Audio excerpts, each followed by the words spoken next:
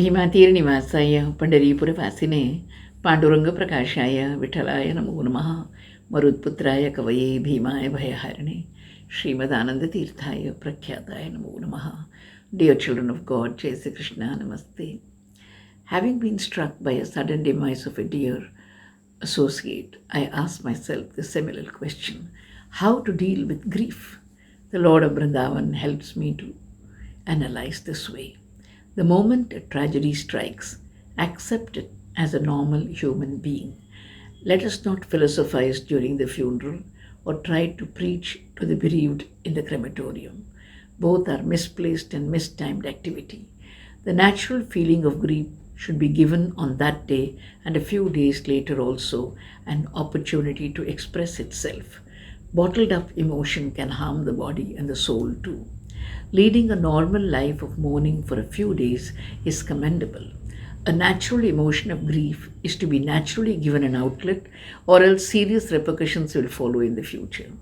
The next step is to naturally remember the departed person, his or her interaction, his or her last moments, his or her likes and dislikes, his or her favorites as food, dress, friends, and relations. With this data in mind, let us relive briefly our past with this person in our mind, so that there is no lingering memory or lurking grievance.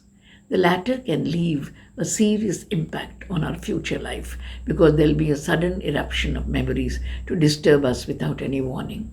This can affect our mental and physical health also. Now we are on a firm footing of saintliness, sanity, and sobriety. We now realize the death of a friend, a loved one, is not a new phenomenon. Kisa Gautami told us that every house has had a death. It is not exclusively our curse. It's a universal happening, an eternal event. For several ages, people have been coming into the world and departing too. If we have accepted the birth of a child in the family, we must learn to accept the death of a dear one also. None can live on forever. The world, however large, cannot certainly contain everyone to live on as long as he likes. Now that reality and philosophy have become partners, it's easier to bear the grief. The concept of grief is to be analyzed. Why do we weep?